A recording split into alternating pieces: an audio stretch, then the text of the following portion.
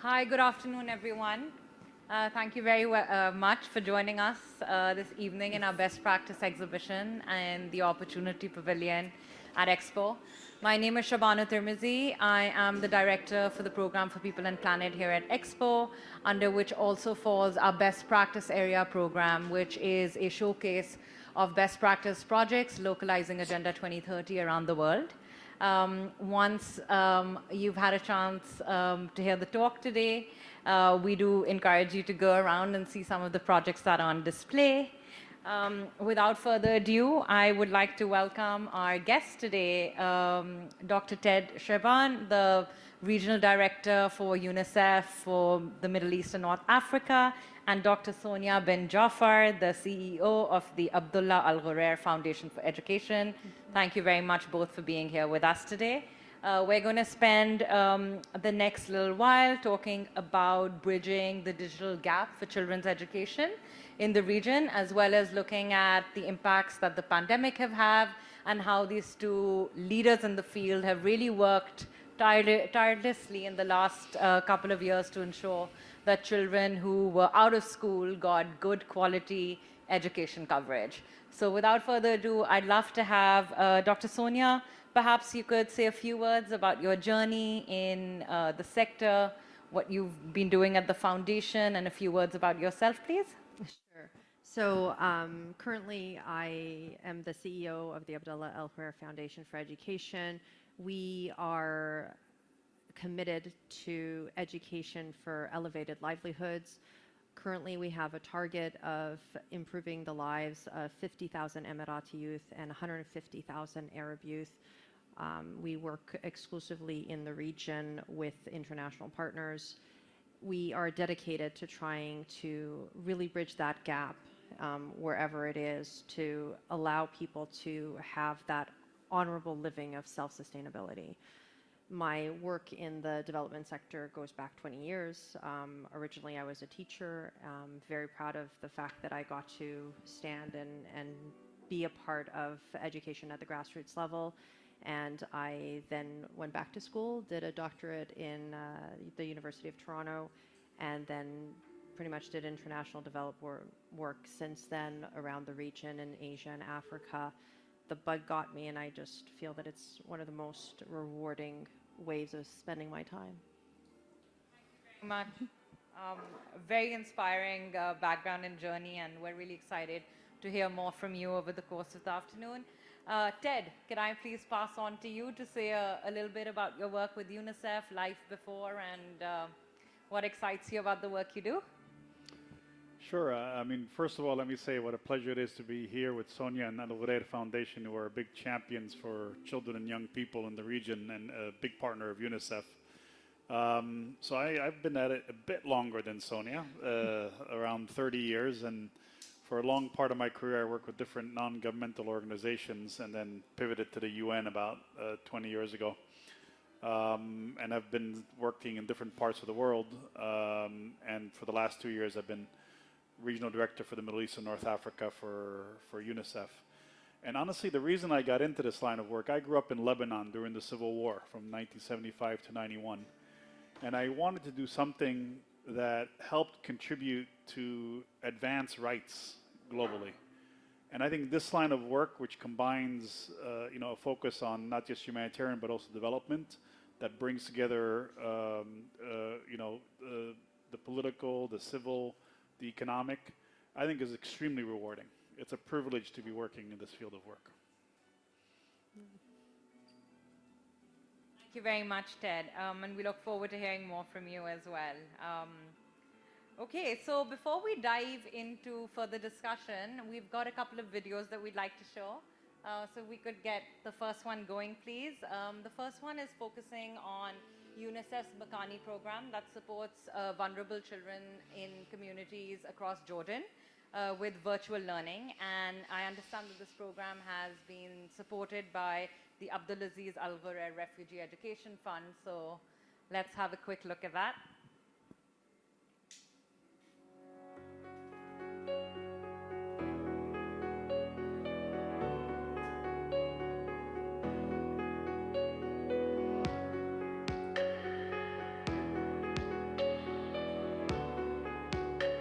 كورونا أصحى الساعة الصبح أروح على المدرسة، وبعدين اجت كورونا، بعدين اجوا أعطونا التابلت وكل شيء مبرمج في برنامج يفوت عليه حصة عن بعد. تيمز فوت، يعني إذا كان في واجب بعرفه وبعرف أحله وبعرف أبعته، يعني مثل تكون بالصف تكتب إشي على اللوح نقول على الدفتر، جيب دفتر بحد يعني مثل يعني بهذا المدرسة أبعثه وصل حلي عليه بالألوان، تبعث لي تقول لي ممتاز. So kids who had absolutely no access to education were given tablets, data packages, and were able then to access the government education systems, but also more sophisticated trainings like Microsoft trainings they were never able to get.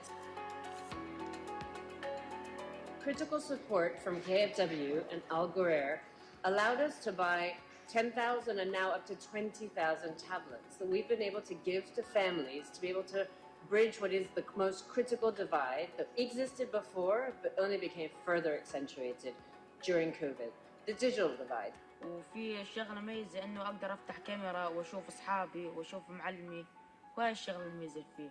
So this has been a really important lesson learned for UNICEF of how to give education to children, the most vulnerable, during a critical period.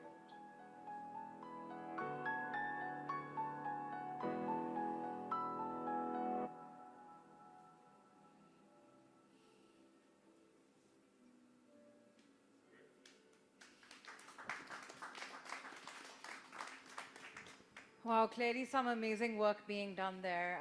We were reading and looking up at a couple of UNICEF numbers ahead of this, and 1.6 billion students who've been impacted by school closures during this pandemic is clear. It's a very grave situation, but it's also incredible to see how many innovative and impactful projects and approaches have come out of that or have been further highlighted. So it's always heartwarming to see that. We've got a second video lined up for you guys, which looks at the journey of a young Syrian refugee from education to employment. And this is also under a program that is supported by the Abdulaziz Al Ghurair Refugee Education Fund. So let's have a look at this. My name is Rudy Awame. I'm 19 years old. I finished my high school and jumped to this course to be a software developer. I enrolled this course without any background with computer or any related field with programming. This course taught me how to plan and recognize and how to learn in a very professional way. It made me curious and willing to learn and to know more about how things are done. The environment in the course and ASAC was so exciting, and I can say now this course changed my life. Now I'm working in a cookie clean company as a web developer, and I'm so happy and excited to know more and learn more in a programming field. I would like to thank UNICEF and Abdulaziz Al Ghurair Refugee Education Fund for this scholarship.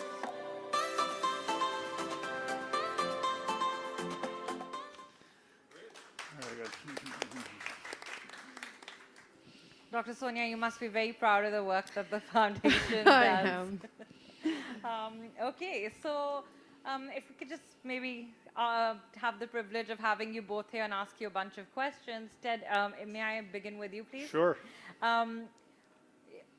Who better place to answer the question and explain to us a little bit more about how education has been disrupted around the world through this unprecedented times that we've lived through across the last couple of years during the pandemic. So can you please shed a little bit of light on what it's been like, and particularly in your role as the MENA director for UNICEF, kind of the top challenges, what's kept you up at night, and how you've addressed those? So look, I think we've faced as humanity an unprecedented disruption in the education of children. At the height of the crisis, virtually every child in the world was not in school. In the Middle East and North Africa, the region that I cover, that's 160 million children who are not in school.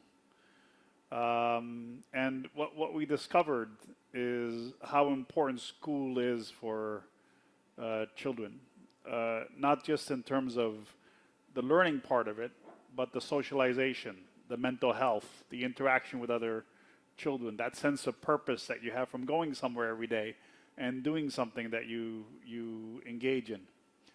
And there was a number of things done to try to address the situation. We've got to give credit to every single government in this region which tried to set up some kind of e-learning platform, and you saw an example from Jordan, to try to address that.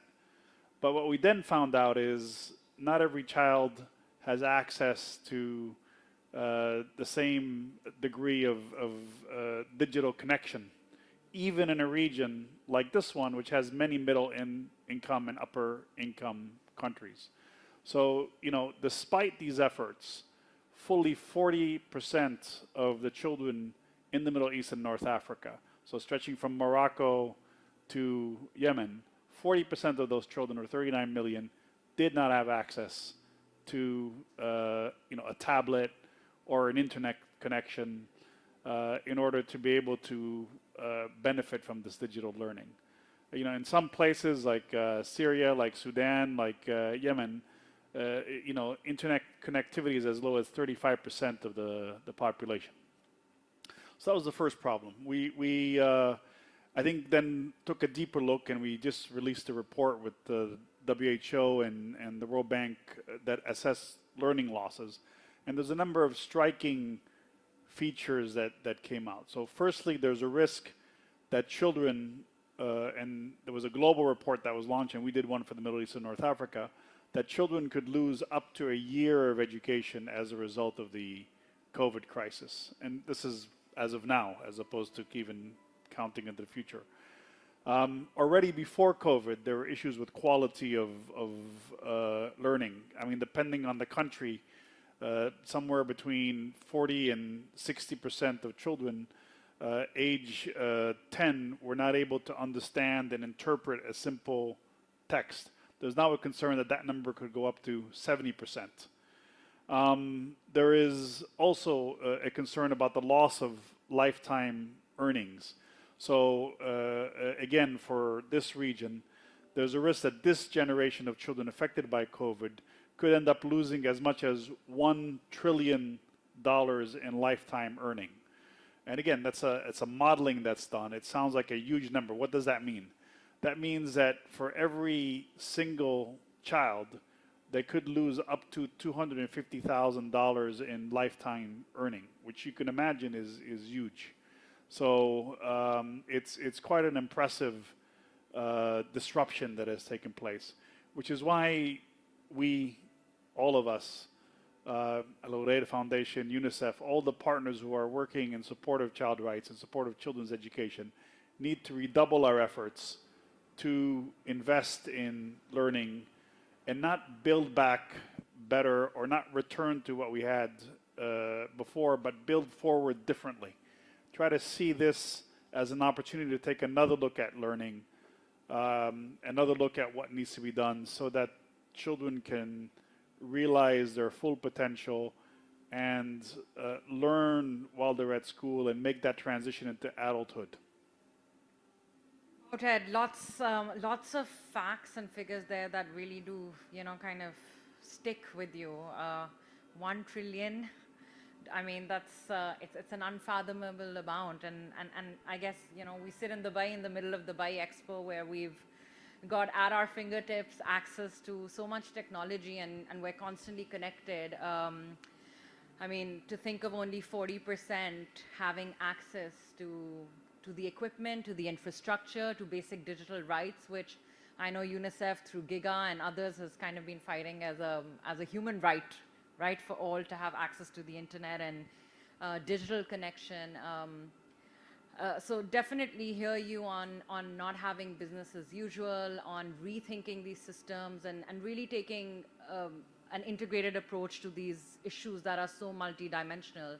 What would you say are like your top 2 or 3 kind of key areas that one needs to solve for in terms of this learning loss and crisis? And when you talk about building back better, you know, kind of, if you could talk about maybe your top 2 or 3 points for direction where different communities of practice, whether that's policy, you spoke about academia in the beginning, you spoke about the technical piece.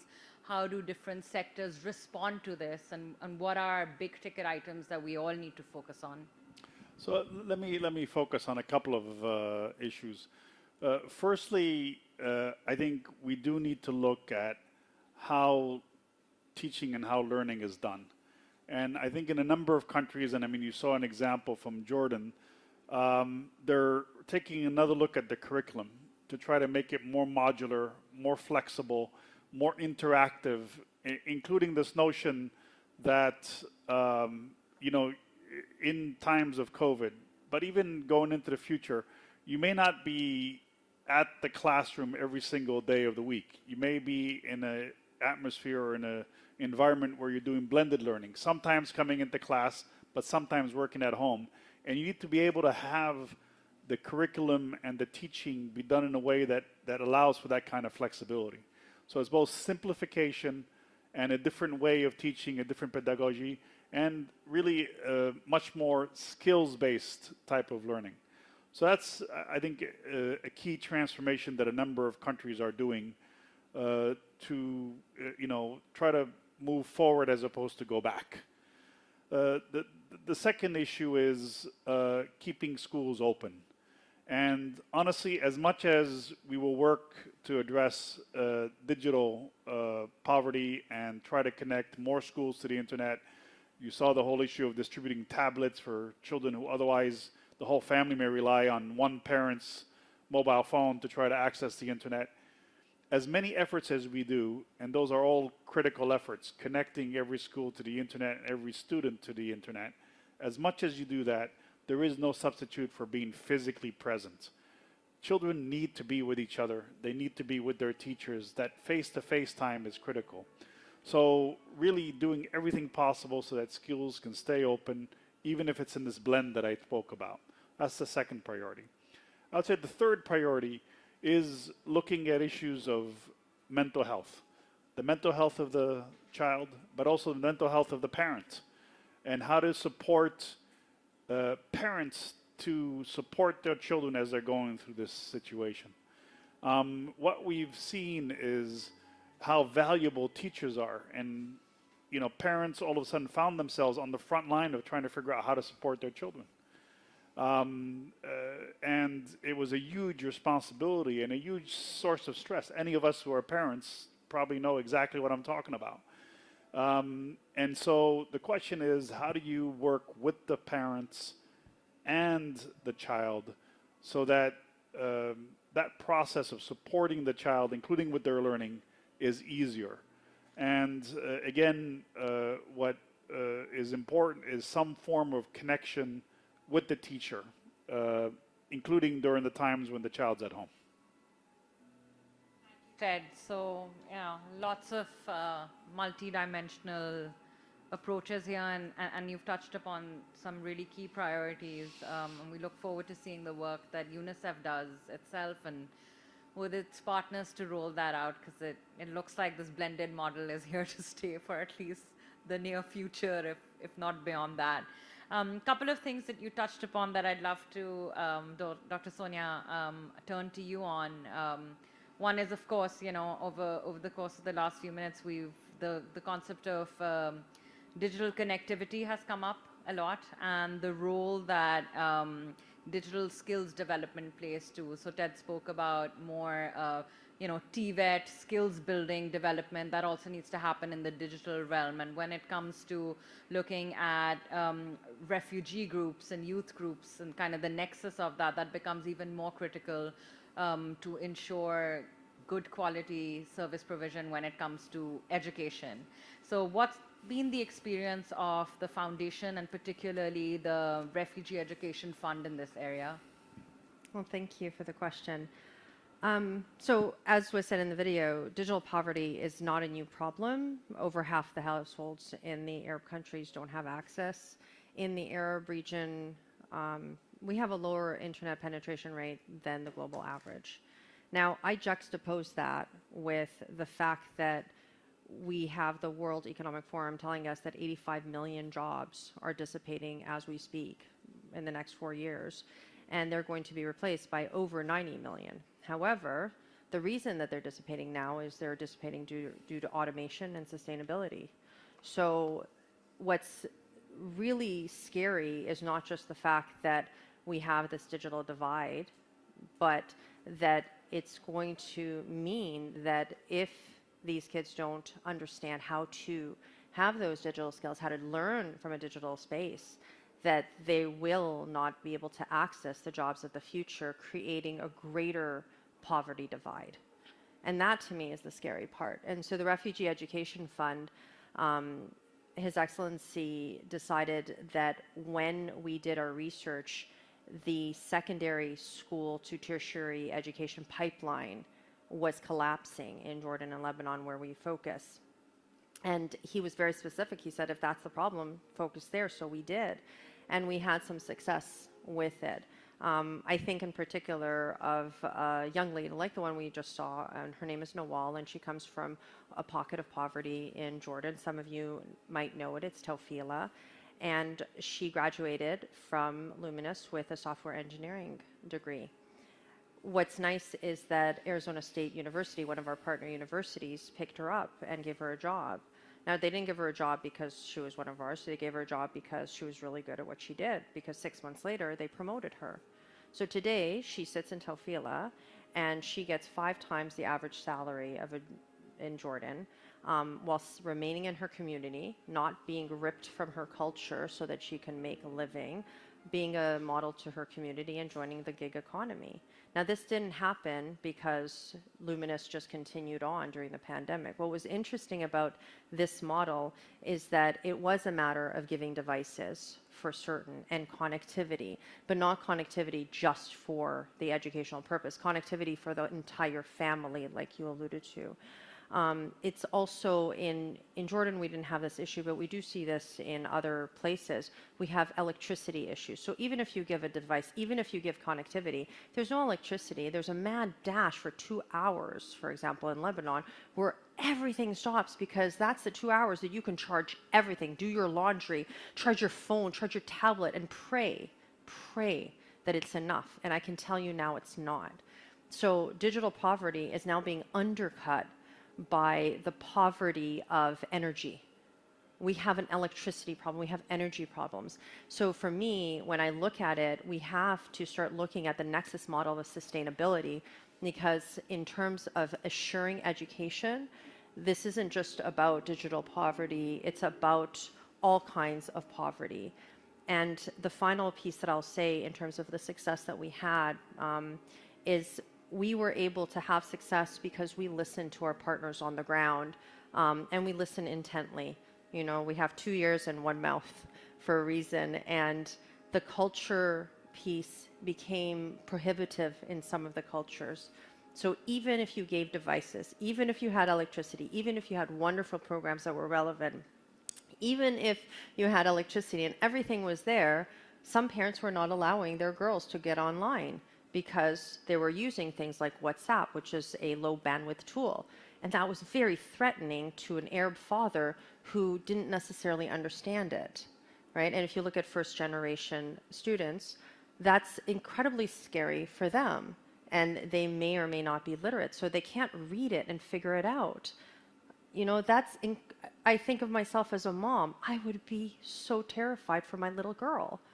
And so to be able to step back and say, we see you, we understand that that fear is real, let us do some awareness and work with you, and let us respect that culture, so that we can give access and assure access. That to me was the final piece of the puzzle that makes the partners that we have different.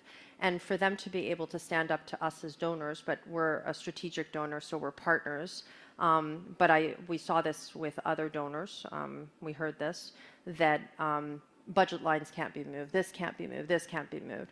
Well, good for you. In the theory, you go ahead and you save the world in theory, but we are boots on the ground. We need to try and save what we can in the moment, and that partnership model is really important. And I think that all of that came together for success stories like Nawal's. Thank you, Dr. Sonia. As a development practitioner, you know, that really does resonate with me. one size does not fit all. No. And you've made that very clear. B, you have to listen to your beneficiaries and respond accordingly. So it has to very much be people-centric, which very much includes the social, political, economic, and like you're saying, cultural and religious aspects also. So it's really nice to hear you kind of go back to the basics and talk about that, because I think as we speak a lot about digital literacy and connectivity, we kind of tend to sometimes skim over that. So thank you for making sure that that remains at the center. Just piggybacking on a couple of points you made, what would you say, based on the work of the fund and your experience largely in the sector, would you say are integral components and kind of the key ingredients that need to be kept in mind when you're creating edtech-based programs for refugees? I mean, you touched upon a few right now, but is there anything above that, from particularly as we look at edtech programs for a refugee community, that are important for us to focus on? Yeah, I think you really hit the nail on the head. I would say first, I would focus on two pieces. One is localization and customization, and the second is to respect and honor the ecosystem. So in terms of localization or customization, aligning with that local reality is what you need to do to not shortchange vulnerable people, right? You would never do that in the developing world. Why would you do it for refugees? I have no idea, right? So don't parachute a solution that is from the other, be it the West, be it Asia, it doesn't matter. Don't parachute a different solution. What I like about, for example, what we did with War Child Holland and Discovery Education in the program that we co-designed there in Lebanon, it's a very high quality platform. We were able to benefit 5,000 youth with devices and connectivity, a platform that was directly aligned with the Lebanese curriculum, and also training 100 teachers so that they could then use the platform to design and localize what was needed for their kids.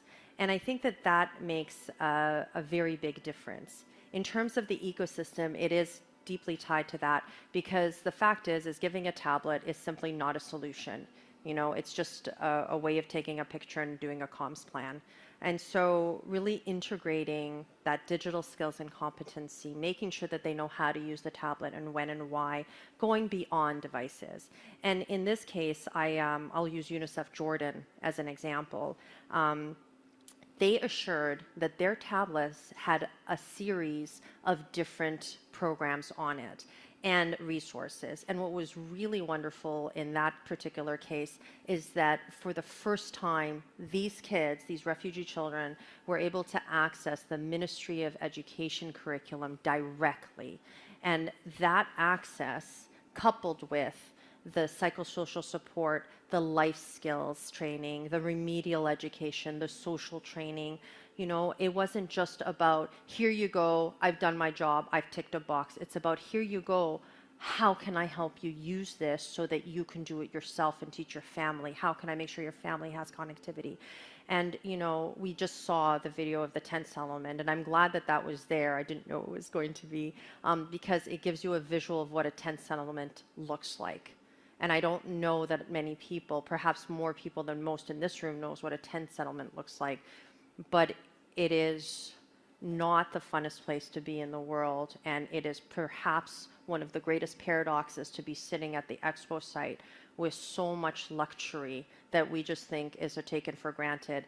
If my, you know, LTE doesn't respond in 3 seconds, I'm just like on my phone. You know, that's not how it is in the tent settlement. And I think that that paradox is something that we need to keep in our minds, right? And so it's not just about the awareness sessions for parents in those communities. I think sometimes we need awareness sessions for the parents and people in our communities, because this is the reality for more people than what Expo is. And that's a paradox that we need to bring to the surface. Absolutely, thank you. And that's also kind of been a key driver for us at the Expo as we've designed programs around development. So where we're sitting in terms of our best practice area program, where we've really, you know, we took it upon ourselves to ensure that we brought to the forefront stories that are a reminder and a reality check, but at the same time show you that innovation and solutions come from everywhere in the world, and that you need integrated approaches to localize, to really meet the goals that we're all, collectively responsible um, to fulfill, and that we all share. A huge privilege to be able to contribute to in the different kind of work that we do. So we also take our role as a platform quite seriously to make sure that we do have conversations that are extremely important, like the ones we're having today, and that we really showcase projects that are also, driving change. So thank you very much for that.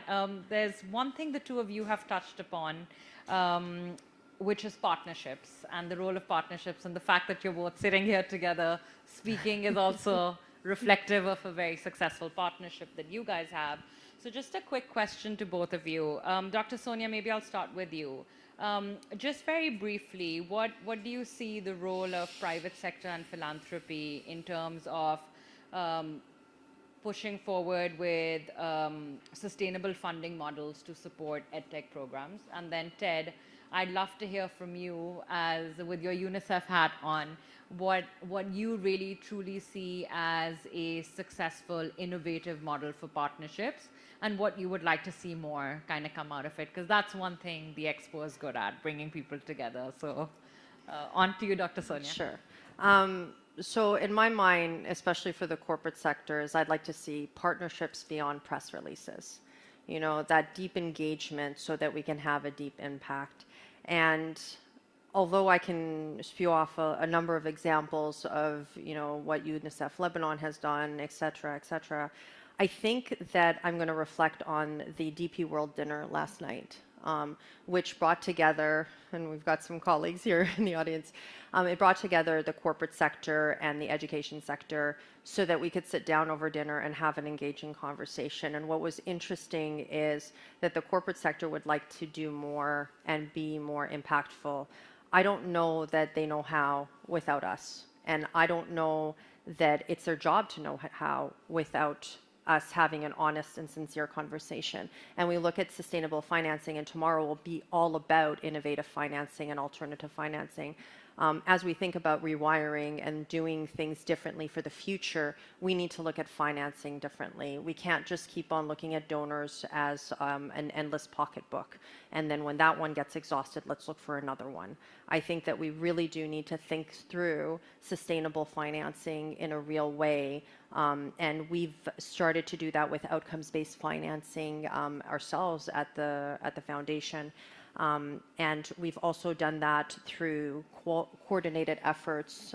So one good example is if you look at Discovery Education, which is a for-profit company. We were able, in the midst of a pandemic with the COVID-19 emergency fund that His Excellency Abdulaziz released for the Refugee Education Fund, we worked with Rothschild Holland in Lebanon during one of the hardest periods. And there was success there with 5,000. But what was even more important, perhaps, is that during this, UNICEF Lebanon saw the success of it and decided that they would support an additional 1,200 students plus 50 teachers. And so when you look at this coordinated effort that is non-competitive, because what is important are beneficiaries, then you start to go beyond the local why. In addition to that, the Mashreq Bank Zakat Fund, which is a Mashreq Bank clients who give Zakat and then entrust the bank to do what needs to be done with it. During the time when devices were in high demand and there was a low supply and there were a lot of people taking advantage of that, the Zakat Fund managed to give 2,500, roughly, devices to this program in Lebanon. And there were logistics around that, and there were all these pieces around it. And we need to incorporate the private sector's thinking, logistics, their long-term talent development strategy, their long-term market development strategy into our sector, not as CSR, not as a press release, but as part of their ecosystem, as from the talent recruitment and retention and inclusion piece to actually deciding I want to develop in this market. I think that that's one of the reasons Discovery Education did decide to join us. They had never been in Lebanon. The reason I go back to this example is that for me, the best moment was when one of the NGO workers turned to one of my teammates and said, "This is incredible. This is such high quality. I wish that my private school provided this for my child." And that's what I mean by don't shortchange vulnerable people. The private sector is there with us. That's all. Thank you. Ted. As this is the best practices space at Expo, I want to perhaps raise a couple of best practices and illustrate through that the power of partnerships, and speak a bit about the different roles that we each play. So we spoke quite a bit about Jordan today, but let me kind of deepen on that example. I mean, and with all these issues, the question is scale. I mean, you can reach 10, 15,000 children. The question is, how do you take it to scale? And there, I think the first partnership has got to be with the relevant government entity, in Ministry of Education usually. In Jordan, it was the willingness of the Ministry of Education to invest in building the digital gap, bridging the digital gap, in overcoming some of these barriers that I described earlier. That was key. And their willingness to look at this learning bridges approach of breaking down the curriculum, focusing on what's essential, making the teaching flexible, including the training of the teachers to be able to have that modular approach, and then connecting to children through a separate software called Darsak, Your Lesson. 300,000 children were reached. But to do that, it involved not just organizations like ourselves that are catalysts, it involved not just the Ministry of Education, it also involved the private sector, and specifically the mobile telephone operators who provided zero-rated access to digital learning, and helped distribute some of these tablets that individual families that were, didn't have them needed access to. Similar efforts were made in Iraq and Sudan, and it's really, I think, helped bring those who are in remote areas, those who are internally displaced, those who otherwise don't have the means to be able to access these resources, to access those resources. And so it's important that we continue to work with companies like Zain and Orange to be able to expand that digital access to reduce that digital gap. I think we each have our role to play, and I think what this has opened for us is, the opportunity that digital learning in that blended form I spoke of provides. Perhaps one final word. We speak about skills of the future, of jobs that are disappearing.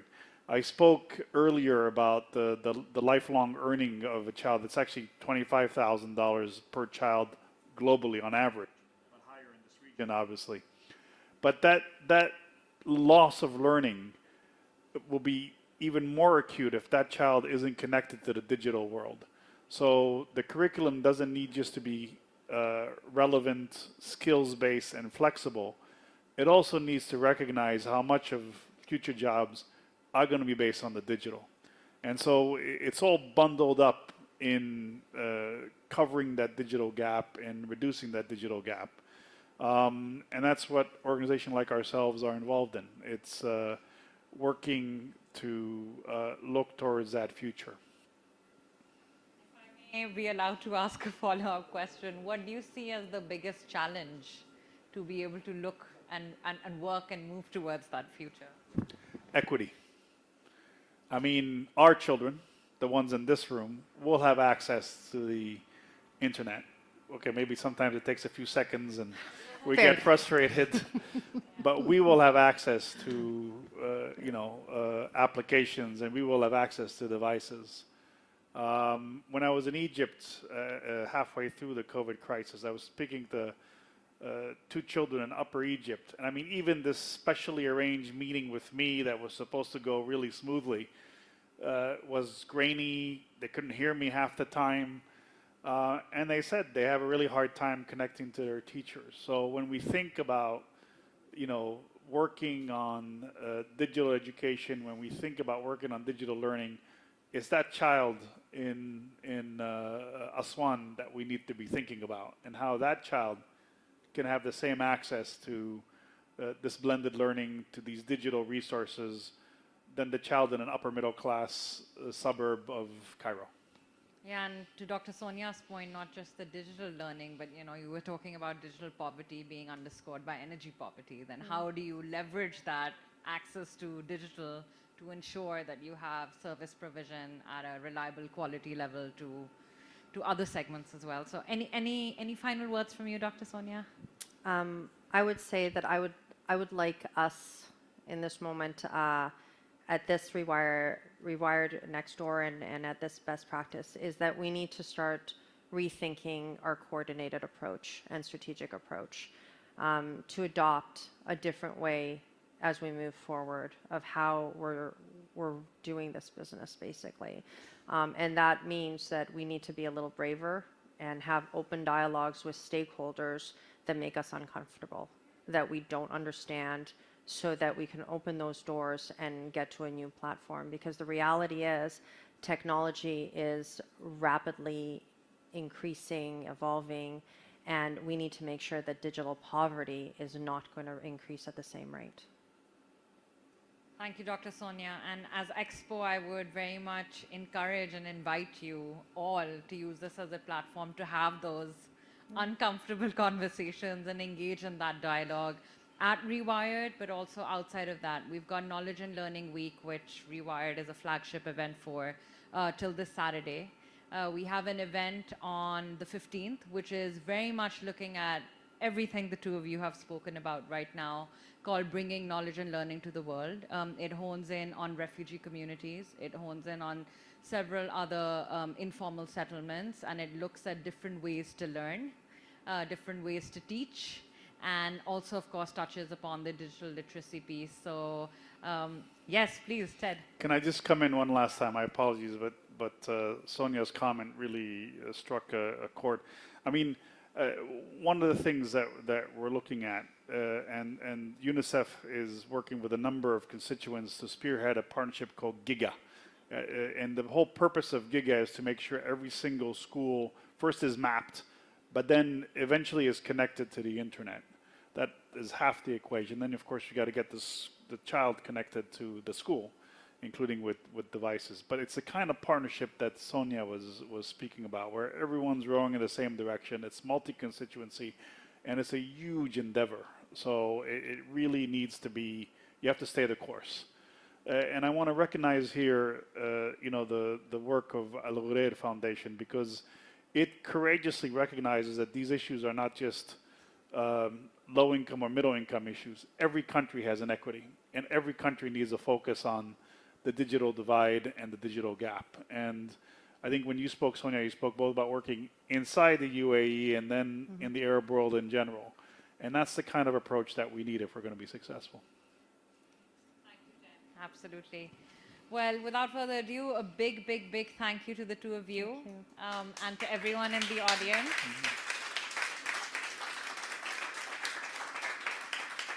I invite you to take a look around the best practice area. We have a few examples here that actually do look at integrated approaches and the kind of partnerships both Ted and Dr. Sonia have spoken about.